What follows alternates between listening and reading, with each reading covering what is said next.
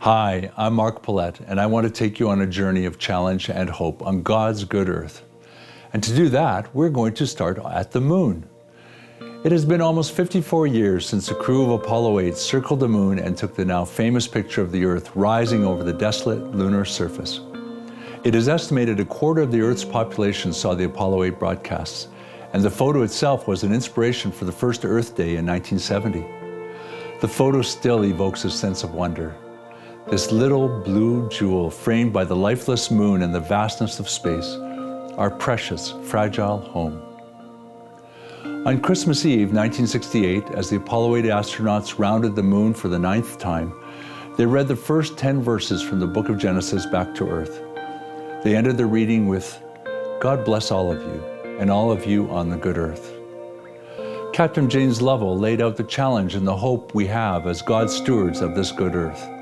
And I quote, "We did something that ended up showing the earth and its people exactly how we existed, where we are, that we were really here on Earth, a spacecraft, and we are all astronauts, and whether we liked it or not, we have to work together to accomplish the mission. Down here on Earth, we seem not able to do that."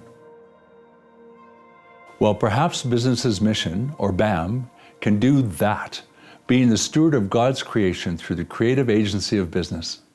We will focus on one aspect, the provision of clean water and clean air in some of the least served parts of the planet.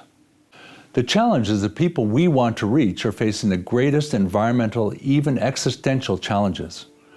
Let's look at these 3 maps.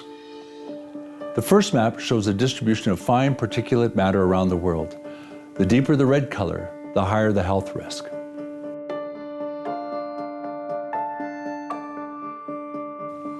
The second map shows the level of access to water of sufficient quality and quantity. The darker the red, the higher the stress, while gray shows arid conditions and low water use.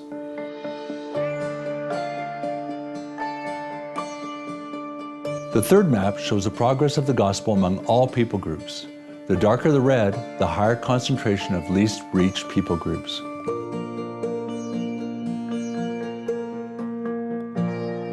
We took these 3 maps and merged them, and here's what we came up with. The overlap is remarkable. Those precious people who need to hear the good news are in many parts of the globe facing the worst air quality and maximum water stress. In the paper that accompanies this presentation, we rank the countries to show where people need the gospel heard and need clean air and clean water. In a 2019 study done on a Central Asian city, not one clean air day was recorded in the period of the 9-month study. Not one. Both India and Pakistan have extremely high baseline water stress. The Indus Valley or Punjab is one of the largest regions of agricultural production in both India and Pakistan, where a large part of the crops rely on irrigation. The economic disruption of reduced water access will be profound. As Dr. Sujata Moses said in the BAM Global Webinar on Environmental Stewardship in March 2021, asthma and chronic bronchitis caused by air pollution and waterborne typhoid and cholera are preventable. The people we are trying to reach and the people we are sending into the field are getting sick from the pollution, and this does not need to happen. But you can help our co-workers and help the people we want to reach flourish. There is hope. And that hope is coming through what God is doing through BAM. BAM businesses may be one of the best vehicles to address these environmental challenges. While conventional capitalism is struggling for meaning, and it is no longer acceptable to just bring value to shareholders, we in the BAM space have always known that. We bring purpose, spreading the good news of Jesus Christ, while blessing people, especially providing jobs, which leads to social stability. We do this while making a profit so that our businesses are sustainable and provide legitimacy, and we protect the planet. We all work in the garden. BAM already works in the area that have the worst economic background, worst air quality, and worst water quality and quantity, and yet it thrives. BAM is on the ground where it is needed most. BAMers work in the areas where people are often hungry, thirsty, sick, and affected by pollution. Missional organizations have led in medicine and education in the past, and it is time now to add environmental mission. For the people we are trying to reach are facing the most challenging environmental issues of lack of clean water, bad air, food insecurity, and energy insecurity. In other words, BAM and mission organizations are one of the best examples of convergent innovation. Convergent innovation integrates the capabilities and goals of different actors in society in order to meet these great challenges. We all need to bring our loaves and fishes to feed the 8 billion with the good news and give clean air and clean water.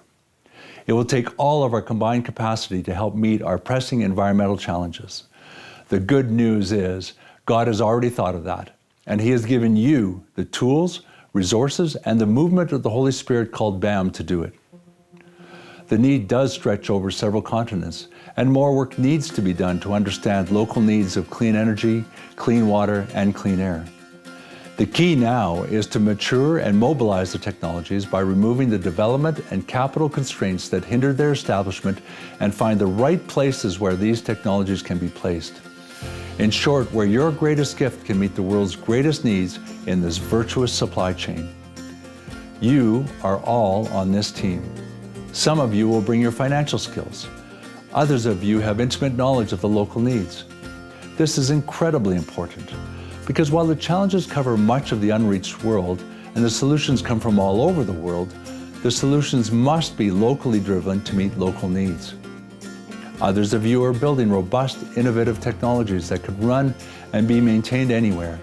And many of you are bringing strong business and gospel skills to complete the team. We still need technical assessors to help convince investors that BAM technologies will work. And I and others are encouraging the BAM investment funds to establish clean tech arms. And, as is often the case, the Holy Spirit is showing the way through the work of faithful BAMers.